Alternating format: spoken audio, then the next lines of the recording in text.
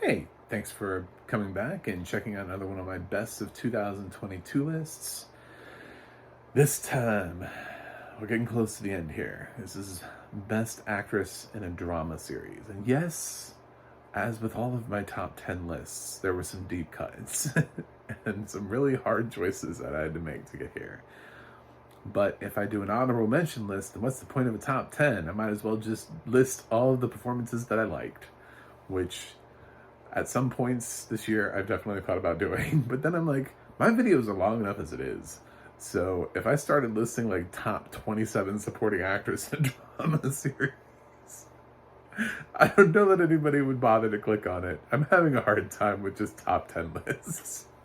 So, anyway, I'm John Stark, MacMovieGuy.com, and I'm a blind film critic. And these are actresses that I loved, and please don't hate me. I'm sure your favorite is not on my list. There's a lot of actresses on here that you probably did not know or don't watch their show, and I watch a lot of TV, so I'm going to represent the hell out of them. Coming up on number 10 is one of them. This is Sue-Ann Payne for As We See It, which aired on Amazon with audio description. She gave such a great performance on the show. It's so sad to think that this show ended. She played Violet on the show. I thought she did a great job. I mean, she was always talking about the guy sliding into her DMs, but she also had like a really important story arc that sort of revolved around the guy taking advantage of her sexually, and what that led to, and her brother's trying to protect her and keep her safe, and he's unable to do that. And it's this. I don't understand why Amazon didn't stick with this series. It's from Jason Katims, who did Friday Night Lights. It was kind of baffling to me. There's nothing else like it out there. And she gave a great performance. And there are many big names that will not make this list so that Sue-Ann Payne could be recognized for a show that's already canceled. Because I'm not going to drop somebody from the list just because their show got canceled. Number 9 on my list is Simone Ashley, who played Kate this past season on Bridgerton, which has audio description on Netflix. So, I thought she was great. I thought she was a breath of fresh air for the show. I actually liked season 2 a little bit better than season 1, if I'm being honest. Even though I didn't think I would. I'm maybe not like a 5-star fan. I'm like a 4.5-star fan of Bridgerton. I'm like right below, like I see the value in it. But I see Simone Ashley's performance as being, not just great for representation, but great for strong, powerful women in these types of roles to begin with. So it was just a continuation of that, of women kicking ass in Bridgerton. And I thought she was great. So she's on my list. Learn that name, Simone Ashley, because I don't think it's the last we'll see of her. Coming up, number 8 on my list is a show I don't think anybody's watching, but it is Carla Gugino for Leopard Skin, which airs on Peacock with audio description. And oh my god, this show is so weird. And her performance is so weird. And I love it. And I feel like this is a role that was tailor-made for Carla Gugino. There's a way that she delivers her lines. Very sort of disconnected. Very pointed but disconnected, almost, it's not quite psychotic, it's not quite sociopathic, it's something. And there's something very interesting about her character, and she pulls me in more and more on the show. And it's a very intriguing, weird show. I think it defies genre. So, honestly, I have no idea what the genre is here. I put it in drama because I was like, well, it's close to White Lotus, and people can consider White Lotus to be a drama. even though it definitely has some non-dramatic elements to it. So Leopard Skin is here, and Carla Gugino. So check out her performance. Coming up, number 7 on my list is definitely another show I don't think anybody was watching. I'm gonna fill in my list up with those. I watch more TV than you. That's what I'm trying to tell you. This is Google and Bay the Raw for Surface on Apple Plus, which has audio description. She played a woman who had completely lost her memory after a suicide attempt. And she woke up and she doesn't remember really who she is, who she was, who anybody is in her life. And she keeps having to sort of relearn. But there also turns out to be this huge mystery around, did she actually try to kill herself? Was that a choice that she made, or was she pushed? And as the season progresses, we start uncovering that mystery with her. And we see her sort of taking control of her life. She's starting to get little bits of memory back. And I wasn't like a massive fan of the show and its structure necessarily, but this is a show that's centered around one actress and her ability to deliver a fantastic performance. And the show doesn't work if that person isn't delivering a fantastic performance. And she absolutely brought exactly what she needed to a role where she was learning everything right along with us. Like, we didn't know what was going on, she didn't know what was going on, but it seemed like everybody else had an ulterior motive. And there was something always beneath the surface. Sorry, that's a dad joke. I'm sorry about that. Moving on. Moving on up to my next pick. Number 6. Number 6 on my list. I had to recount. I was like, what number am I on? Deborah Irende for Riches. This is on Amazon, and it has audio description, and I don't care. I really don't care. I don't care what you feel about this. I fucking love the show. I don't understand it either. I didn't know anything about it. I just was something that came up on my list, and it's like the series premiere Riches. It was like at the beginning of December. I just put it on my list of things to check out, and as soon as I did, I was like, oh my God, I love the show. I mean, it knows exactly what kind of soap opera it wants to be.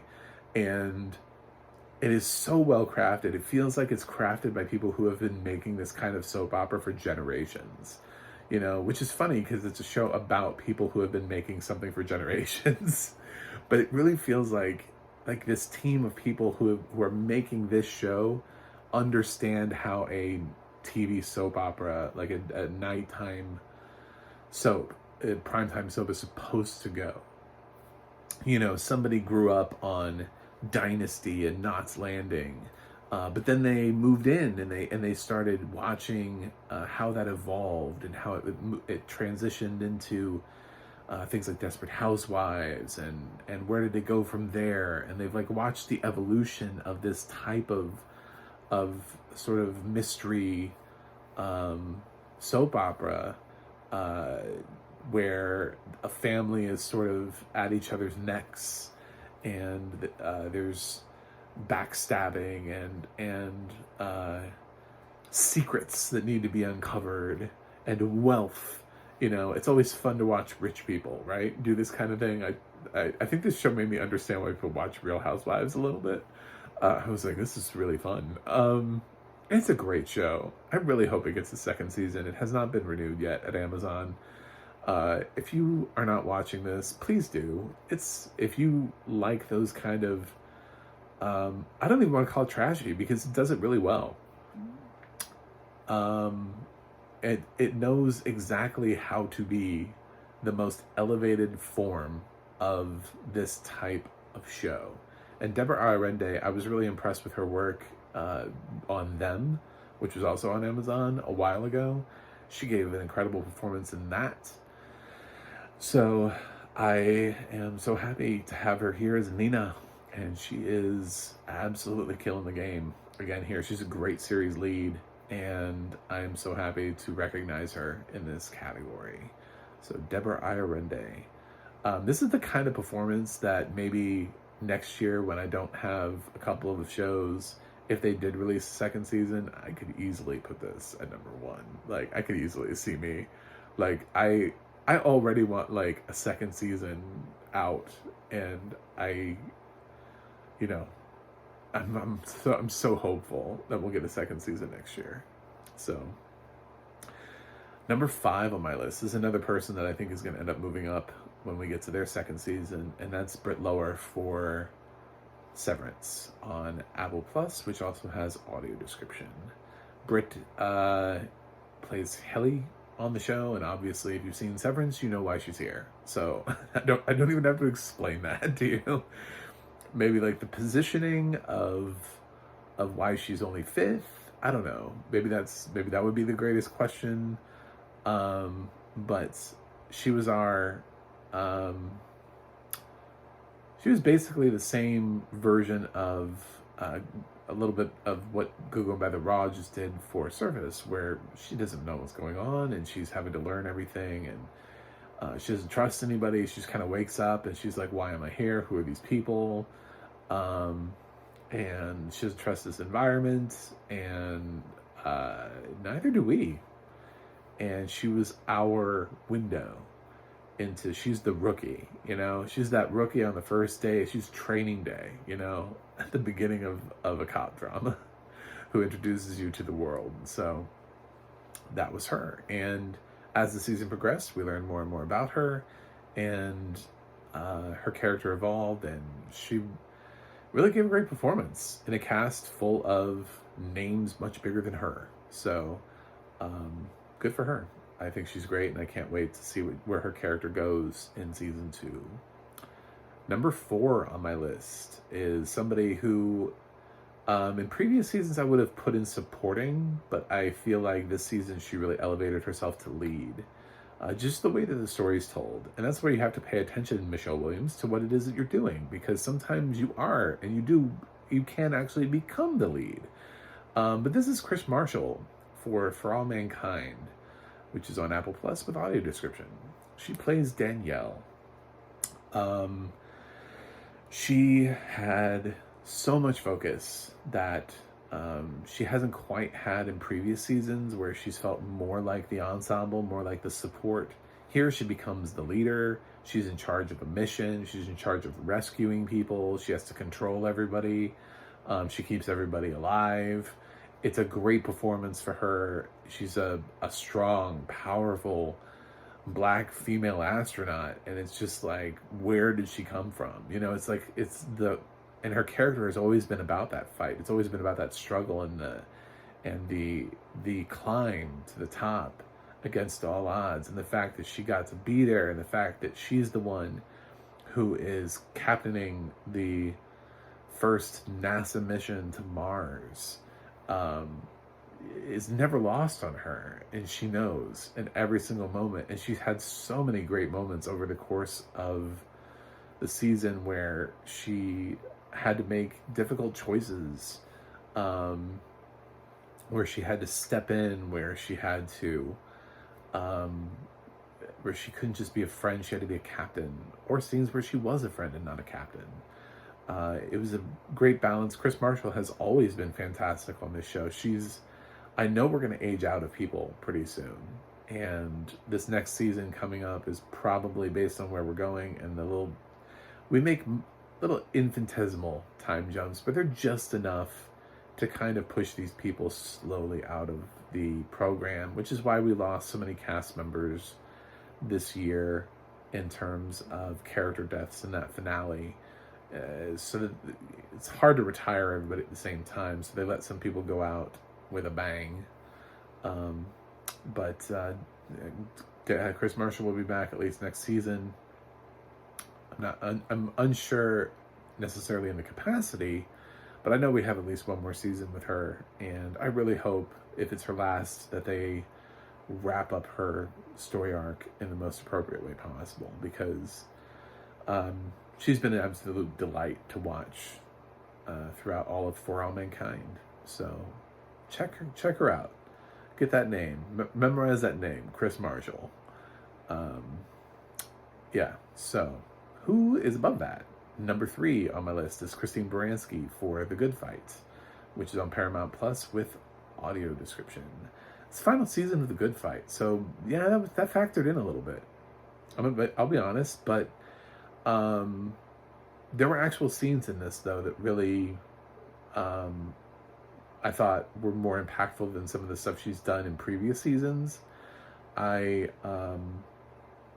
really thought, when I was thinking about where do I rank her performance, how high does it get to go,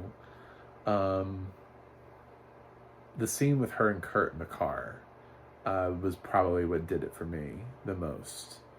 And it felt like something that had been a long time coming, and it set up an even better moment later on in the series.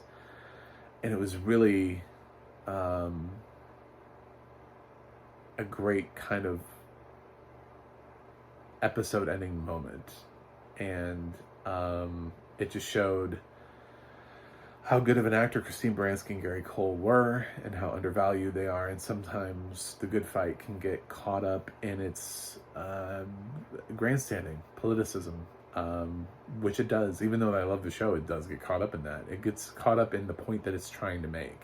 And sometimes it's hard to cut through it and find the moments of humanism within these characters, where somebody is very real and somebody's having a very real moment that is completely relatable. And how does that moment drive home when they're not standing up and trying to make some sort of a big political statement, which the show did frequently. So I think Baranski has done a great job over the course of the seasons, and, if being honest, all the way through The Good Wife.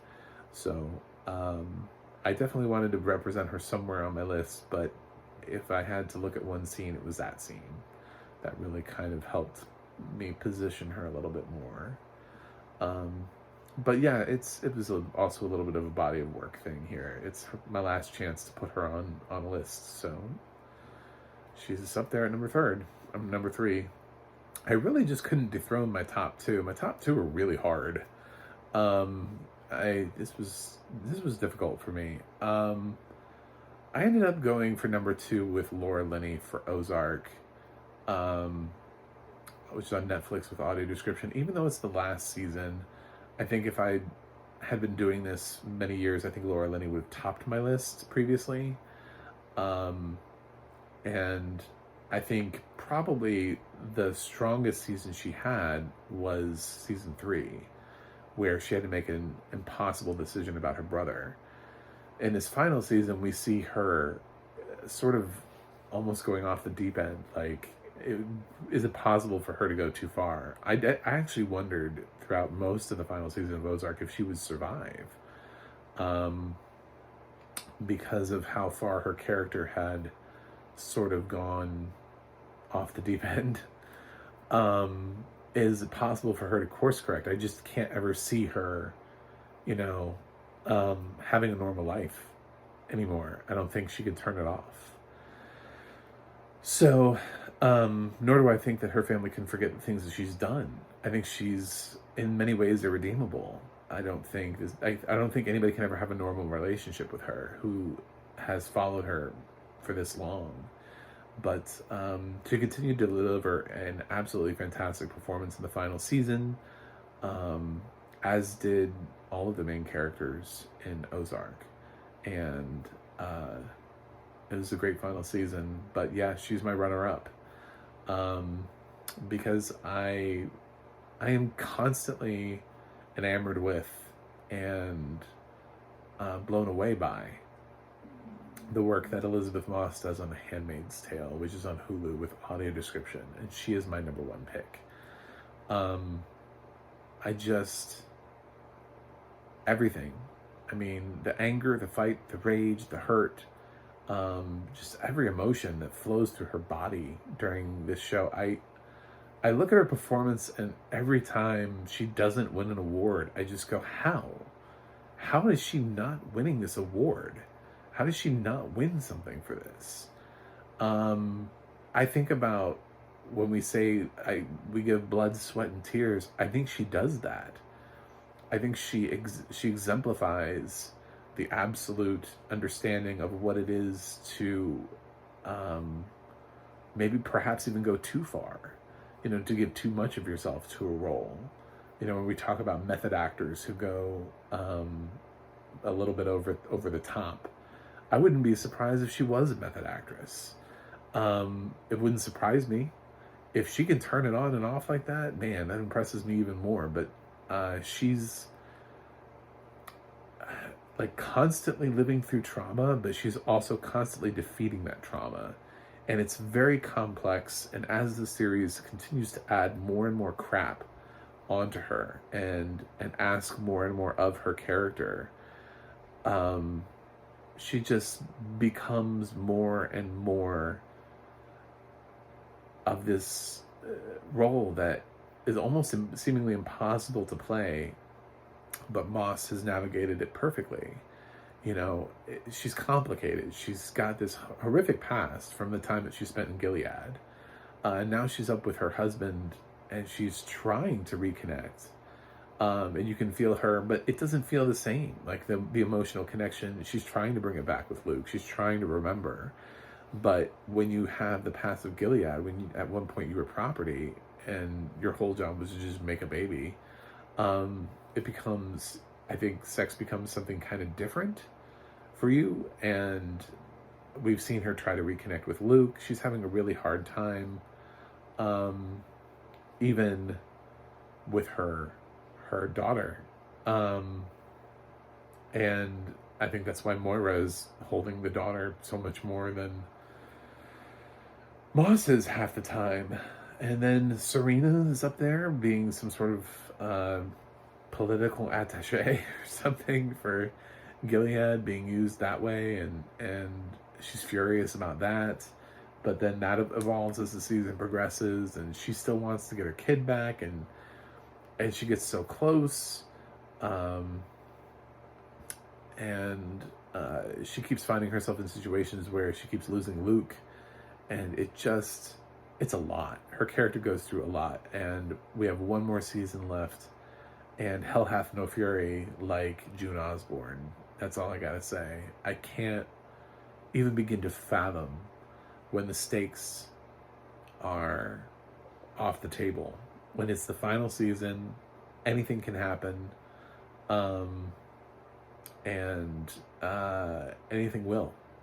I don't know who June Osborne is going to take her revenge out on. I don't know what's going to happen, but clearly, as she proved by taking out Fred, that she is a person to be reckoned with. And Elizabeth Moss is my favorite actress in a drama, hands down. It was a little bit tough to choose between her and Laura Linney, but I realized it was only tough because it was Laura Linney's final season. And while I think Laura Linney does incredible work, I think Elizabeth Moss is delivering one of the greatest performances ever on television. So, like if we were to break this down, and this wasn't just like best performances of 2022, this was just best performances on a TV drama ever, I'd be pushing hard for Elizabeth Moss to be on that list and to be very high on that list, if not winning that list. So that's where I think she's at. It's a tremendous performance and I love it. So thank you for staying here and watching this video with me, or watching my video, watching me talk, listening to me. I don't know, whatever you did something, and congratulations for doing it. If you're not a subscriber, please subscribe. Tomorrow I'm going to be coming back with my top 10 actors in a drama series. So, yeah, so you're going to want to come back for that.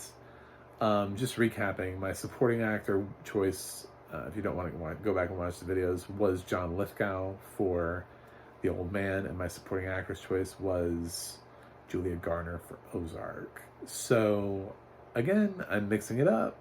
They're different shows, different choices, different shows. So, and my ensemble was For All Mankind. So, anyway, so we will see who wins Best Actor. Will it be a show that's already won something from me, or will it be something new? You'll find out tomorrow. Thanks for checking out my video, and I'll see you on the other side.